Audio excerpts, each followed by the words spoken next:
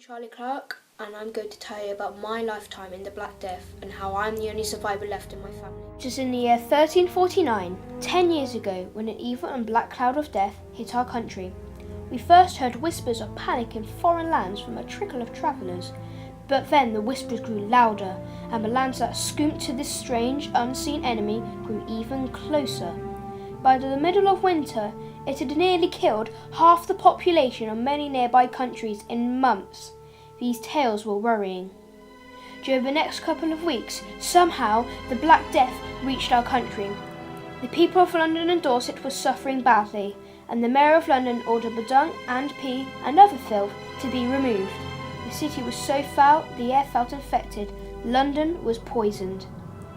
As the weeks flew by, it seemed to get even worse. If you walked around the streets, you would come across many dead and dying bodies. It was horrible, especially in my town, seeing many of my best friends die, with the creepy doctors fussing over them. It made me feel sickened to the core. The Black Death doctors wore a long dark cloak covering all their body, making them seem sinister as they stooped over the dead and dying. They also wore masks with long thin beaks, which contained herbs and spices to combat the stench of death. Soon, my father caught the plague. He hadn't noticed it until I pointed out a huge lump under his armpit. We both had no clue to what it was. It was the size of an apple. He panicked, ran home, and sat next to a blazing hot fire. As soon as my mother came, she was panicked as well. Soon, he was vomiting all the time. He seemed to get even worse.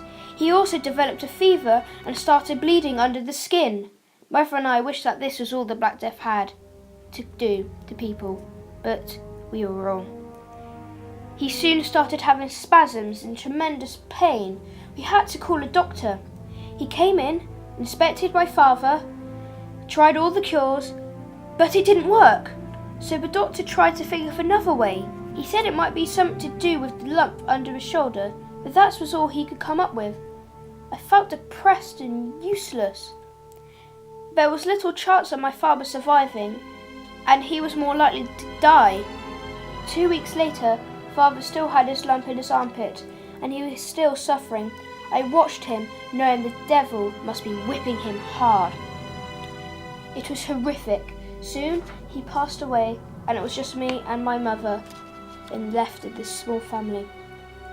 It was February the 4th, 1354, when I caught the plague. I went through the same stages as my father.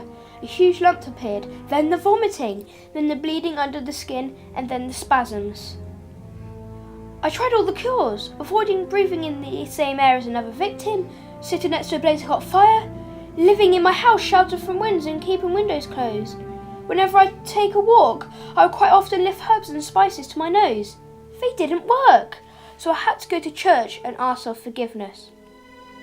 Everyone believed that God was mad at all of us, and that he must have released the devil off his leash to punish us. Priests were antagonizing everyone in the towns in their desire to prevent the sickness from more stealing more innocent lives. But it made no difference. The Black Death continued to ravish through the lands and did discriminate between the young, old, rich and poor. So I prayed to God to lift me off this curse. Another morning came across, and I noticed that there's no huge lump under my armpit, but there were just remains of foul stinking black liquid. I didn't have any spasms anymore, no vomiting, no bleeding under my skin. I had survived. I actually survived the plague that killed so many people, including my father. God must have heard me and cured me. I felt so lucky and amazing. It's changed now though. Everything has settled down. People are working and getting paid. All the townsfolk are happier. The doctors are taking off their scary outfits. Businesses are up and running again. And everything just seemed just how it should be. I was very lucky to survive.